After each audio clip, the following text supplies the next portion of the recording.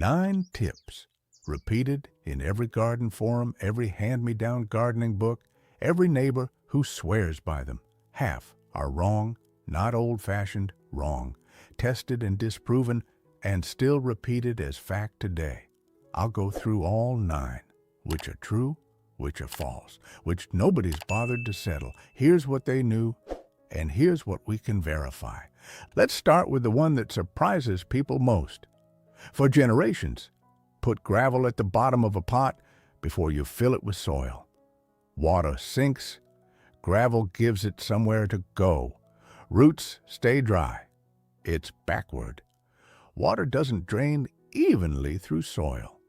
It moves until it hits a boundary. Fine soil sitting on coarse gravel and stops. It pools right at that seam, held by surface tension, until the soil above is fully saturated. Only then does it move down, so that gravel layer doesn't drain water away from your roots. It traps a soggy band of it exactly where your roots live. You can test this yourself. Layer gravel and soil in a bottle, add water, watch it back up at the boundary. Why does this myth survive? The failure is quiet. A gravel-bottomed pot doesn't collapse, it just underperforms. And you blame something else. Overwatering, bad soil, the weather. Nobody empties the pot to check. So the tip never gets corrected. 2 things that actually help drainage. A pot with real holes that matters more than anything inside it. And if you want coarse material, mix it into the soil. Don't layer it underneath. The tip isn't wrong because someone made it up. It's wrong because it describes water in open air, not water trapped by particle size in a pot. Same intuition, different physics. Wrong conclusion. After that myth, one that actually holds up. Deadheading means removing spent flowers before the plant sets seed. And the logic is sound. Once a bloom fades, a plant pours energy into producing seed. Remove it first, and that energy goes into new blooms instead. For repeat bloomers, roses, dahlias, zinnias, most perennials, this can stretch your flowering season for months, instead of one flush that tapers off. The one thing to know, it only works on plants that bloom more than once a season. One-time bloomers, peonies, tulips, daffodils, only flower once no matter what you do. Deadhead a tulip and you won't get a second bloom. What you will get? A tidier plant and more stored energy in the bulb for next year. Technique matters too. Snip just above the first full leaf below the spent bloom, not right at the base. Cut at the base, and some plants just regrow a short stub with another small bloom. Cut to the leaf node, and you get a fuller stem and a stronger flower. The old knowledge had this right. It just got applied to every flower when it only ever worked on some of them. Now flip back to a myth, one built entirely on a kitchen habit. Pour used coffee grounds around your blueberries. Lower the pH. Give them the acidic soil they crave. Except used coffee grounds are basically pH neutral, not acidic. Coffee's acidity is water-soluble. It leaches into your coffee during brewing. What's left in the grounds afterward has already given up most of that acidity to the cup you drank, not the soil you're about to feed. So spreading used grounds around your blueberries does almost nothing for pH, and it can do worse. Some studies have found coffee grounds directly suppress growth in certain plants, possibly the caffeine, possibly compounds that interfere with young seedlings. Nobody's fully certain why, but the effect shows up. This one survives because grounds look rich and smell like something good is happening. That sensory impression does all the convincing, separate from anything actually happening in your soil. Coffee grounds aren't useless. Composted properly, mixed into a pile with other organic matter, they add real nitrogen. The mistake is skipping that step and expecting a direct application to shift your soil's chemistry. Want to actually lower pH? Test your soil first. Then use elemental sulfur at the right rate. That's documented to work. Back to solid ground. This one's about as close to universal consensus as gardening gets. A 2 to 3 inch layer of organic mulch, wood chips, straw, shredded leaves, does exactly what you've been told. It slows evaporation, so you water less. It blocks light from weed seeds, so fewer of them ever germinate. And as it breaks down, it feeds the soil underneath. One detail matters: leave a gap around the stem or trunk. Pile mulch right against it, and you trap moisture against the bark. An invitation for rot and pests. A few inches of breathing room, and you keep every benefit with none of the downside. Fresh, unaged wood chips can also pull nitrogen out of the topmost layer of soil while they break down. The microbes doing the work compete with your plants for it. It's temporary, and it barely touches the root zone. New growth looking a little pale? A light nitrogen feed while the mulch settles in fixes it. Or just let a fresh load age a season before spreading it. The old advice got this one completely right. Now the myth that might be the most misunderstood on this whole list, and it's about the plant most of you are growing right now. Blossom end rot. That dark sunken patch on the bottom of a tomato while the rest of the fruit looks fine. The fix everyone reaches for. Epsom salt, worked into the soil or sprayed on the leaves. The plant needs magnesium, or so the theory goes. It doesn't. Blossom end rot isn't a magnesium problem. It's a calcium problem, and usually not even a shortage. Most soils have plenty of calcium already. The real issue is the plant failing to move that calcium where it's needed, and that failure almost always traces back to inconsistent watering. Dry, then wet, then dry again, and the fruit pays for it. Epsom salt doesn't touch any of that. It's magnesium sulfate. Magnesium, not calcium, and it can actively work against you. Magnesium and calcium compete for the same uptake pathway in the roots. Add more magnesium, and you can make it harder for the plant to absorb the calcium it already has. What actually helps? Consistent, deep watering, the single biggest factor. Mulch, which steadies moisture between waterings. And if a soil test shows a real calcium shortage, rare, but it happens, a calcium-specific amendment fixes the actual cause. There's a bigger lesson buried in this one. A plant in distress doesn't tell you which nutrient is missing just by looking sick. Magnesium deficiency is real, and it does respond to Epsom salt, but it shows up as yellowing between the veins of older leaves, not as rot on the fruit. Two different problems. One jar in the garden shed gets used for both because it's the one people already have. 5 down, 4 to go, and this next one's about timing, not chemistry.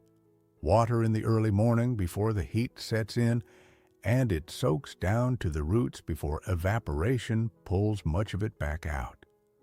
Water in the afternoon heat, and a real chunk of it just evaporates before it ever reaches the roots. Wasted. There's a second benefit. Morning watering gives leaves time to dry out before evening. Fungal problems, powdery mildew, leaf blight, take hold fast on leaves that stay wet overnight. water in the evening instead, and you leave foliage damp for hours in exactly the cool, still, humid air fungal disease loves. Morning solves both problems at once. Less water lost, less time for disease to take hold. One worry cleared up. The idea that water droplets in bright sun act like tiny magnifying glasses and scorch your leaves. Tested directly, it mostly doesn't hold up. Leaf scorch blamed on morning watering is far more often just inconsistent soil moisture or a nutrient gap. No reason to hold back. Can't water in the morning? Water at the base instead of overhead, a soaker hose, a drip line. Keeps water off the leaves entirely any time of day. Simple advice. Easy to build in. Holds up completely. Last busted myth. And people love this one. It feels clever. Recycle your eggshells. Turn them into a defense line. No chemicals needed. The theory. Crushed eggshells create a barrier slugs won't cross. Sharp edges, soft bodies. They should turn back. Tested directly. They don't. Researchers have watched slugs cross crushed eggshells without much hesitation. A slug's mucus is built to move it across rough terrain. Crushed to a garden-usable size, eggshell fragments aren't sharp enough or dense enough to stop anything determined to reach your lettuce.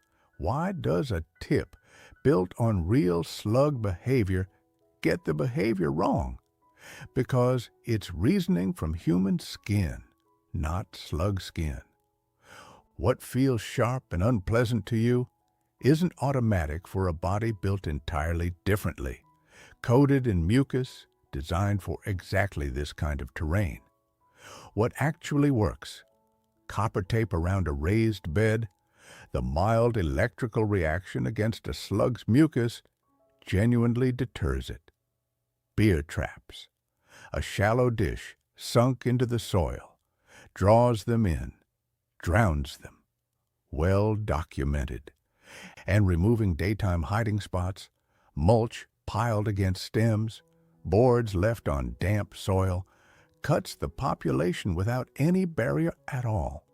Eggshells still belong in the garden. Crushed and worked into soil, they add calcium slowly over time. Just not as a slug's worst nightmare. That's the false column closed out. From here, it stops being a clean true or false. The claim, bury banana peels, or steep them into a peel tea, and you're feeding your plants potassium, especially roses and tomatoes, especially during flowering and fruiting. Banana peels do contain potassium. That part's real.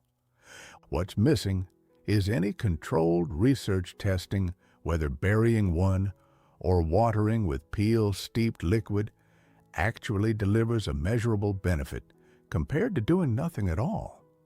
That's different from everything else on this list. Gravel, Epsom salt, eggshells, tested and disproven. Banana peels just haven't been tested the same way. The nutrients are there. Whether a plant can actually access enough of them fast enough through soil, nobody's settled that with real data. One practical wrinkle, a whole peel buried shallow, takes a while to break down, and in the meantime, it can draw fruit flies. Chop it small first, or blend it into water instead. Speeds up the breakdown, skips the rotting peel problem. If you're already doing this, no harm in continuing. Just know you're standing on a plausible idea, not proven ground. And notice why it spread in the first place. It's free. It uses something you'd throw away anyway. It feels generous. None of that is evidence. It just feels like it should be.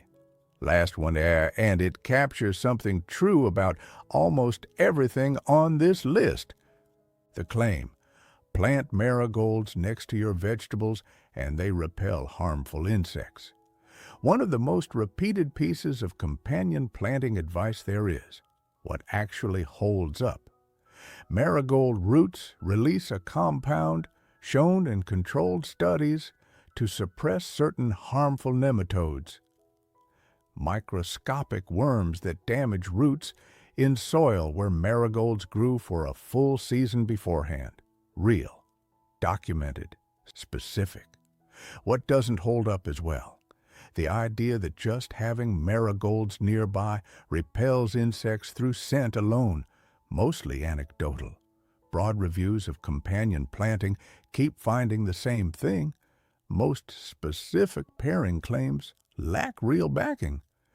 Where benefit does show up, it's usually diversity in the garden bed attracting more predators and pollinators overall, not one plant chemically warding off pests by proximity. And the detail that actually matters, the nematode benefit, requires a dense planting grown almost like a cover crop for a full season, then worked into the soil. Not a few marigolds dotted between your tomatoes for looks. That version still brings color and pollinators, worthwhile on its own. It just won't deliver the specific benefit the research measured. That's what I've found. You can decide what to do with it. Grow marigolds. They're genuinely useful and beautiful besides.